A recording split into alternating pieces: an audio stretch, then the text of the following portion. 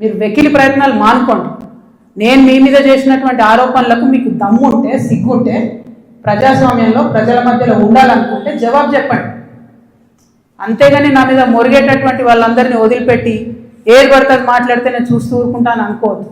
నేనేం తప్పు చేయలేదు. బీఆర్ఎస్ ఉన్నటువంటి అధికారంలో ఉన్నటువంటి 10 సంవత్సరాలలో ప్రభుత్వం నుండి నేను ₹1 కూడా లాభం పొందలేదు.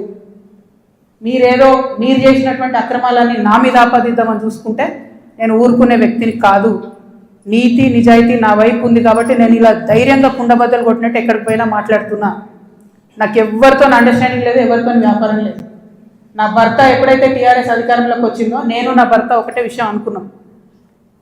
అమెరికా నుండి 2004లో మేము వస్తే నేను ఉద్యమంలో ఉన్నా, ఆయన వ్యాపారంలో ఉన్నాడు. ఇల్లు గడవాలి కదా. మీ లెక్క మంది మీద వాడు దోసుకోలే. నేను ఎప్పుడు మీ లెక్క నేను ఎవరిని వాడి వసూలు చేసుకొని ఉద్యమాలు నడపలేను. సమయం సందర్భం వచ్చినప్పుడు నా నగలు కుదబెట్టి బతుకమ్మ చేసిన నేను. అందుకే ఇంత పౌరుషం నాకు.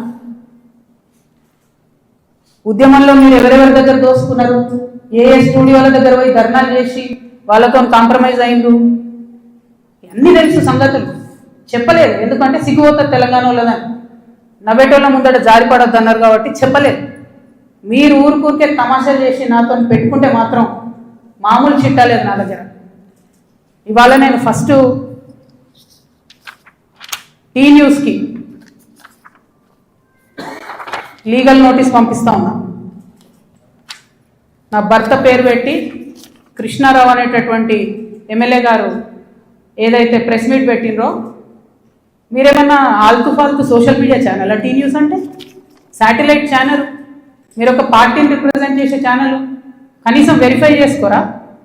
ఏది పడితే అది వేసేసుడేనా? వేరే వాళ్ళది వేస్తే వాళ్ళు ఊరుకున్నారేమో, నేను ఊరుకునేదాన్ని కాదు, ముందే చెప్తున్నాను. టీ న్యూస్కి లీగల్ నోటీస్ ఇస్తున్నాం. 1 వీక్లో పబ్లిక్ అపాలజీ చెప్పాలి బిడ్డ, పబ్లిక్ అపాలజీ. కోర్టుకి ఈడుస్తాం ఏమనుకుంటున్నారు. తర్వాత ఏలేటి మహేశ్వర్ రెడ్డి గారు, వీరికి కూడా నోటీస్ ఇస్తున్నాం, లీగల్ నోటీసు. 1 వీక్లో మీరు కూడా తప్పుడు సమాచారాన్ని ప్రజలకు ఇచ్చినందుకు నా భర్త గారికి, నా యొక్క పరపతిని దెబ్బతీసే ప్రయత్నం చేసినందుకు నాకు పబ్లిక్ అపాలజీ చెప్పాలని మహేశ్వర్ రెడ్డి గారిని డిమాండ్ చేస్తూ ఉన్నాను. అట్లానే మాధవర్ కృష్ణారావు గారిని మీరు కూడా 1 వీక్ లోపల అపాలజీ చెప్పాలి, లేకపోతే కోర్టుకి ఈడుస్తాం, కోర్టు నుండి క్షమాపణ చెప్పిస్తాం.